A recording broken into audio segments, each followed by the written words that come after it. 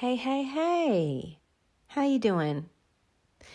My daughter's off in college in New York City, and every time I call her, she answers the phone, "Hey girl, hey." And every time it cracks me up. I don't know why. I was thinking about doing that with you, and then I'm like, "No, that's not appropriate. You need to rein it in, Michelle." Although I kind of just did, didn't I? All right. So today we are going to cover a very, very popular topic in the world of addiction, and it is codependency. All right. There's been books written about this. There's been all sorts of stuff written about this topic. I'm going to choose to keep it simple because this podcast and the blog, it's the simplest form of help because I don't want to overwhelm you. You don't have a lot of time, and I just want to keep it kind of light and actionable. So being codependent can go hand in hand with loving someone suffering from addiction. I don't need to tell you that, do I?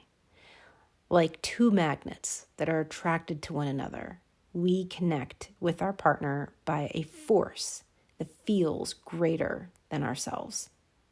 Love definitely has something to do with it, but also there might be some relationship dynamics at play.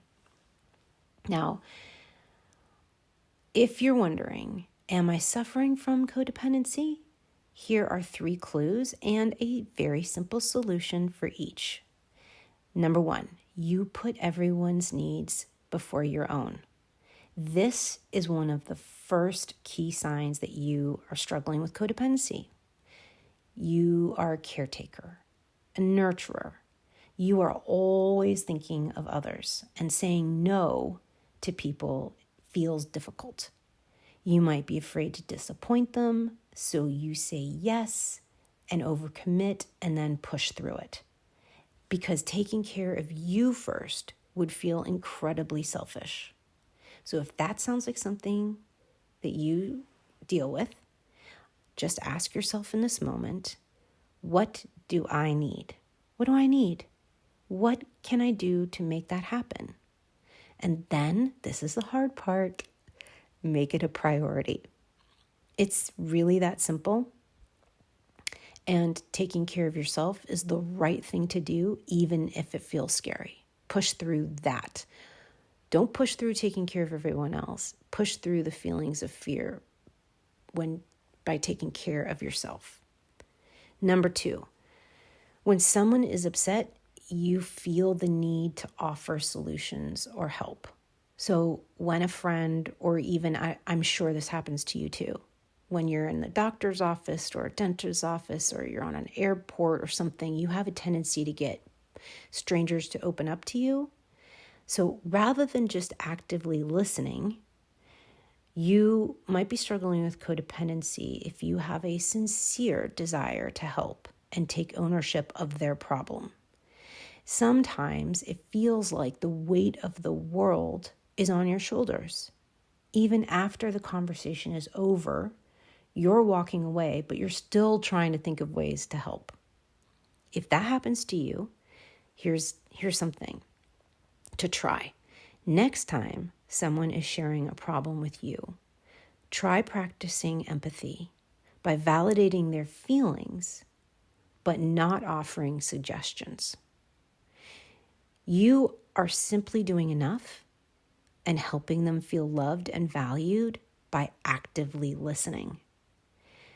When they're going on, I want you to say to yourself quietly in your head, I will not pick up this problem. Instead, I will be kind and loving by listening. That is good enough. And again, if you want a transcript of this blog post in writing, because you want to print it out or you need help to write it down, it's free. You can just go over to the Love Over Addiction blog post. You can just Google it. Okay, lastly, you think that most people are worthy of so much more than you. That's a big one. You think that most people are worthy of so much more than you. You have a little annoying voice in your head that says you are just not enough. You are not good enough. You are not smart enough. You are not pretty enough. Do you know what I'm talking about? That voice. I'm always trying to be incredibly transparent and real with you. And I will tell you the truth. I still so struggle with this. I wish I could figure out how to silence that voice permanently. I don't know. Is it possible? Has anyone figured that out? So instead of me trying to use that against myself as something more to, try to achieve, I try to find techniques that I use often that will counterbalance that talk, that voice in my head. And I found two things that are really helpful. One is loving self-talk. And number two is sharing my insecurities with other women. So the validation that I'm looking for often comes from myself or a friend who can relate. I just need to be careful about who I choose to be vulnerable with.